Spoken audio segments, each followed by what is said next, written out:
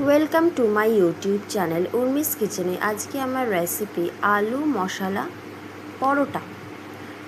কোনো পুর ভরা ঝামেলা ছাড়াই ময়দার সাথে মেখে এইটি তৈরি করে ফেলা যায়। এর জন্য আমি প্রথমে ময়দা নিয়ে নিয়েছি। ময়দা নিয়ে এর মধ্যে জোয়ান, কালো জিরে, লঙ্কার গুঁড়ো, কাশ্মীরি লঙ্কার গুঁড়ো, গোটা জিরে, স্বাদ অনুযায়ী নুন, কসৌরি মেথি, স্বাদ অনুযায়ী চিনি আর সাদা তেল, বেকিং সোডা দিয়ে ভালো করে মিশিয়ে নেব। 4 চামচ সুজি দিয়ে দিলাম।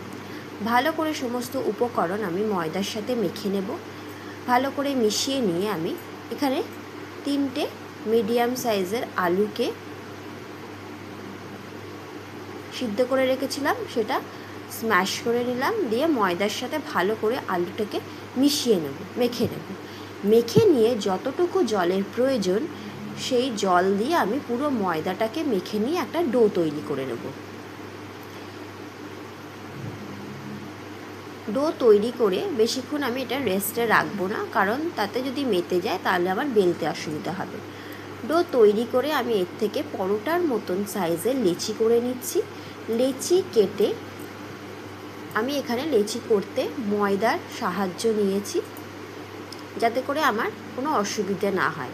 আটা নিলে যদি এটা ল্যাদ করে বা অসুবিধা হয় আমার বেলতে, ওই জন্য আমি এখানে ময়দা নিয়েছি। দিয়ে আমি লেচিগুলো গোল করে চ্যাপ্টা করে নিয়ে ময়দার সাহায্যে আমি এই সমস্ত পরোটাগুলো বেলে নেব। বেলা হয়ে গেলে আমি ফ্রাইং প্যানে এটা দিয়ে এপিট ওপিট হালকাভাবে সেঁকে নেব। সেঁকে নিয়ে ঘি দিয়ে আমি পরোটাটাকে 2 পিঠ ভালো করে ভেজে তুলে নেব। হয়ে গেল আমার আজকের রেসিপি আলু মশলা পরোটা। এটি আমি শুকনোই খাওয়া যায়, শসা আর দইয়ের সাথে সার্ভ করে দিলাম। তেমন ফুলকো ফুলকো পরোটা সকালের জল খাবার বেশ ভালোই লাগে।